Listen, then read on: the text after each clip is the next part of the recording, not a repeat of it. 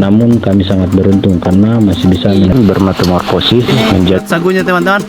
Aha, sebenarnya ulat sagu ini ada satu tips dari saya untuk Jadi ini sudah berjalan dari Jalan Poros. Kami berjalan sudah sekitar 30 menit, tapi saya sudah mulai kelelahan dan mungkin diperkirakan masih 1,5 jam lagi tiba di lokasi. Tapi ini saya haus,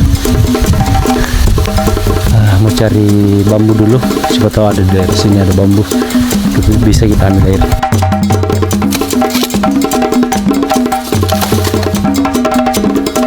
Bambu-bambu di sini kering, mungkin di atas masih ada bambu.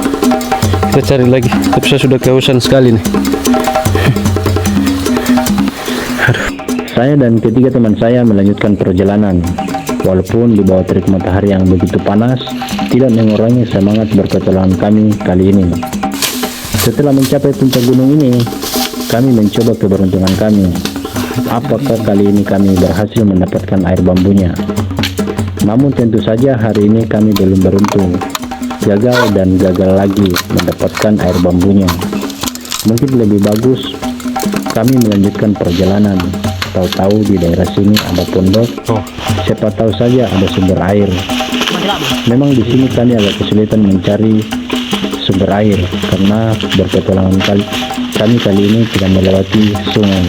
Jadi agak sulit mendapatkan sumber air. Jadi itu yang dalam, wah hutan di sini. Itu tujuan kami hari ini. Tapi lumayan masih jauh dan kami salah ambil strategi karena kami berangkat jam 12 siang. Itu teman-teman saya sudah pada jalan duluan.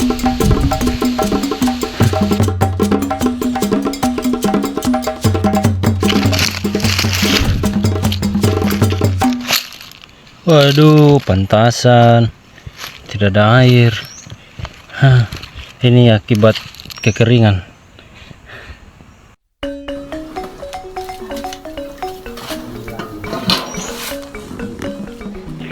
Setelah berjalan beberapa menit, akhirnya kami menemukan salah satu pondok. Dan kali ini keberuntungan berpihak kepada kami. Pemilik pondok ternyata ada. Kami disuguhkan air minum, tetapi perjalanan kami masih sangat jauh. Saya 2019. Apa malah? Dan saya sebuah minggu.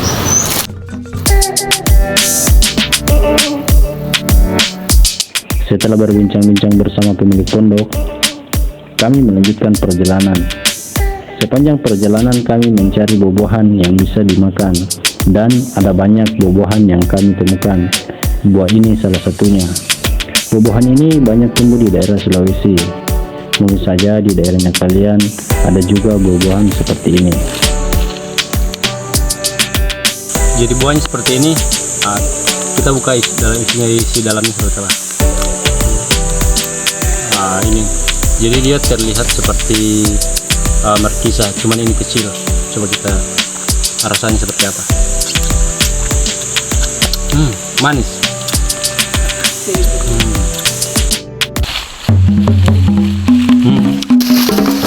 Lanjut, buah selanjutnya yang kami temukan hampir sama dengan buah yang tadi, tapi kali ini buah yang kedua kami temukan masih mentah, jadi rasanya masih pekat, belum manis.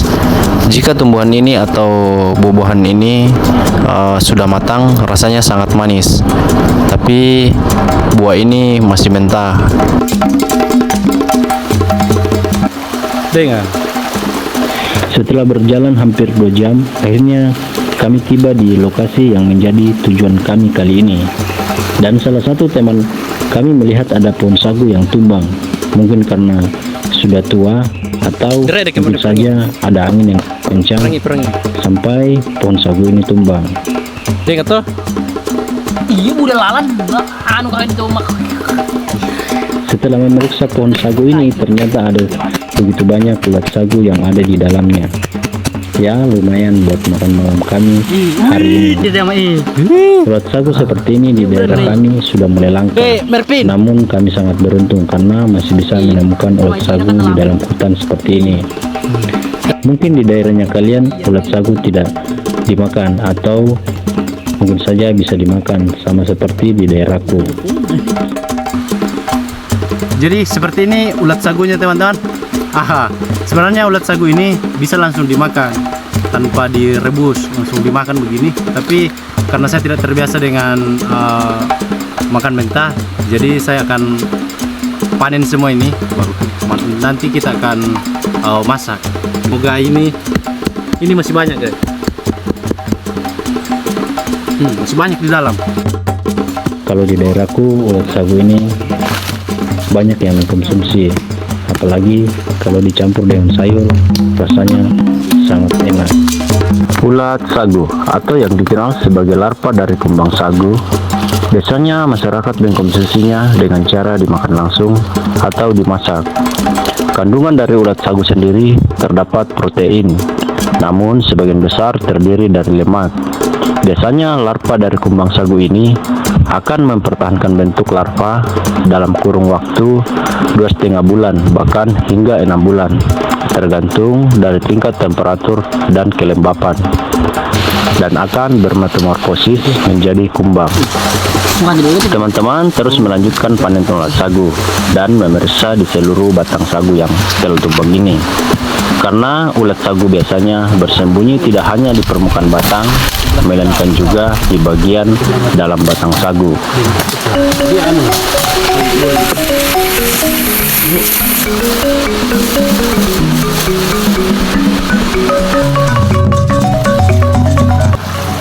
Jadi hari ini kita dapat banyak tuh.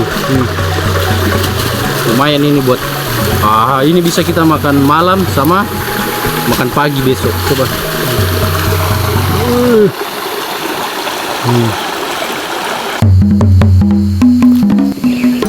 Setelah panen ulat sagunya, saya dan salah satu temanku mencari sayuran yang ada di dalam hutan ini.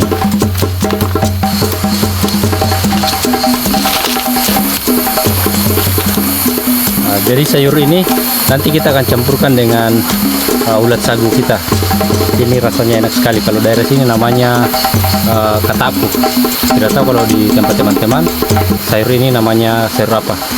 Yang jelas sayur ini sangat enak apalagi kalau dicampur dengan ulat sagu.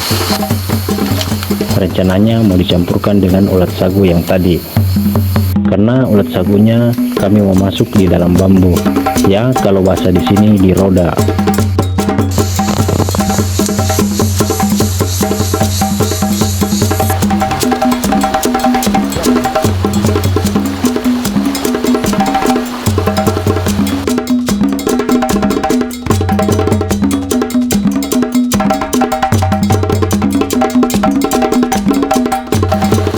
Setelah sayurannya cukup, sayurannya pun harus dibersihkan karena ada banyak tanah yang melekat pada dedaunan sayur ini, namanya juga di dalam hutan.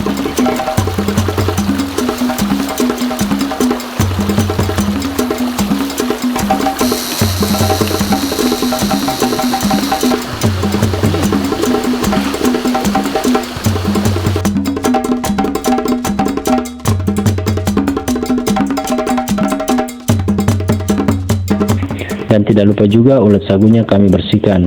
Cara membersihkan ulat sagu,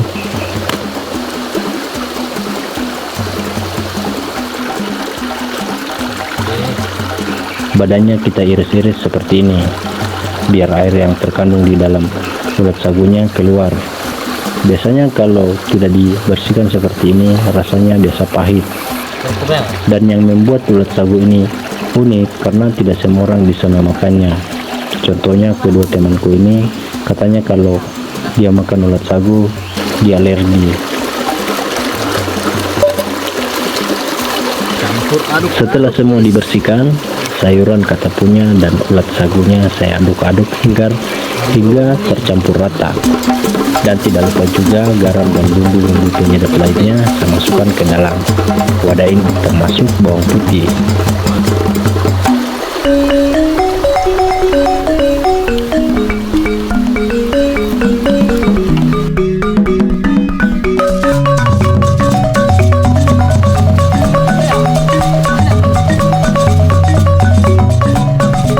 Nah, sekarang giliran memasukkan ke dalam bambu. Kalau membuat roda atau masakan bambu, ada satu tips dari saya untuk teman-teman. Usahakan pilih bambu yang masih muda, biar pas kalau dibakar tidak mudah terbakar dan masakan kita matang sempurna. Nah, sekarang giliran bambunya kita bakar, tapi bambunya tidak langsung dimasukkan ke dalam api. Buatlah tiang dua dengan sisi yang berbeda sebagai penopang bambunya, dan taruh bambu di samping api seperti ini, jadi bambunya tidak akan terbakar. Kita hanya mengandalkan pantulan panas dari api tersebut, dan akhirnya sayuran dan ulat sagu pun sudah matang. Walaupun di tengah hutan seperti ini, kami menggunakan lampu seadanya, namun malam ini kami tetap menikmati makan malam kami.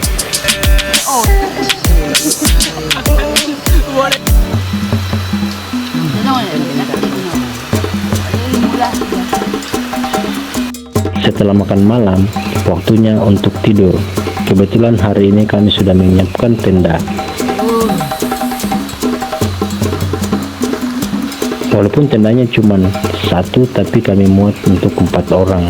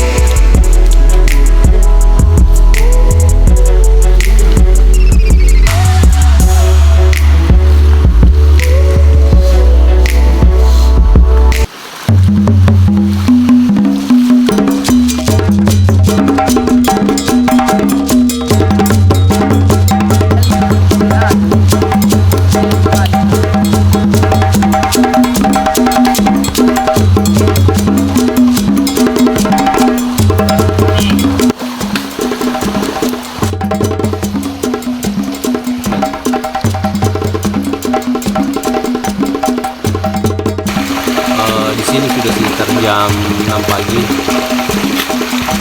Karena kemarin kami tidak membawa gelas, jadi kita menggunakan gelasnya dari bambu seperti ini. Jadi ini bisa tahan lama juga, tidak akan bocor ini.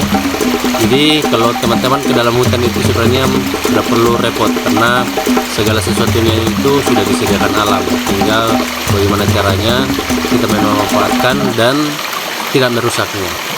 Oke, coba dulu kopinya.